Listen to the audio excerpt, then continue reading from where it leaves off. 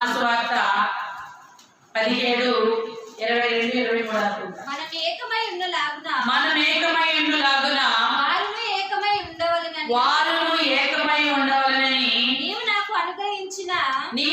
అనుగ్రహించిన మహిమను నేను వారికి ఇచ్చితిని.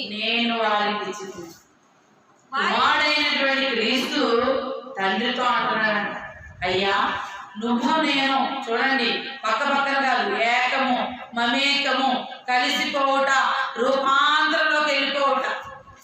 నేను నీలోకి వచ్చేస్తున్నా అయ్యా, మరి నువ్వు నాకు ఇచ్చిన మహిమ ఉంది కదా, అది ఇక్కడ ఇచ్చేస్తున్నా.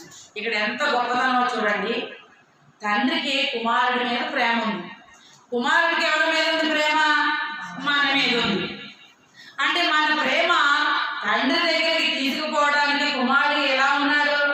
మధ్యవర్తిగా ఉన్నాడు. హల్లెలూయా.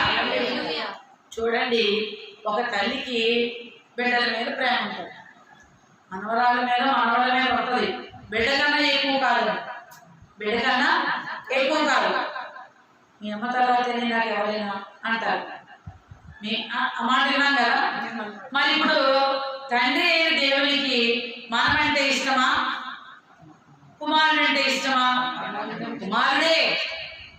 ఆయనే కుమారుడిగా వచ్చిన రూపమది. మనల్ని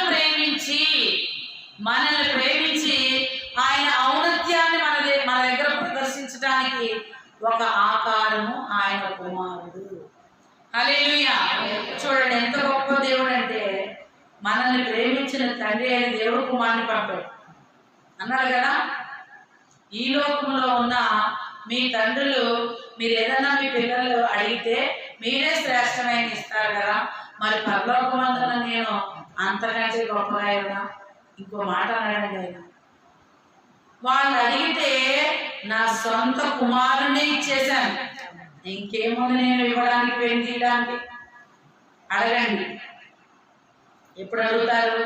నిన్నే చెప్పాను నేను, మొదట ఆయన నీతిని రాజ్యాన్ని వెతికి అడగడం. ఇది ఒకటి మొదలెట్టేశారండి. మత్తయి సువార్త 7:7 అన్నప్పుడు మనం కూడా మన సహవాసంలో ఏం చెప్పాలండి? మత్తయి 7:7 అన్నవారు ప్రతి ఒక్కరికి మీరు ఏం చెప్తారు తెలుసండి? యోహాను 17:17 చెప్పండి. యోహాను 17:17 ఏముంది? నీ వాక్యమే సత్యము, సత్యమందు వారిని. అది వాక్యం మనలో ఉంటే మొదట ఏం చేయాలండి? ఆయన నీతిని రాజ్యాన్ని వెతకాలి. ఇక్కడ ఏం మాట్లాడుతున్నాడండి? చదువు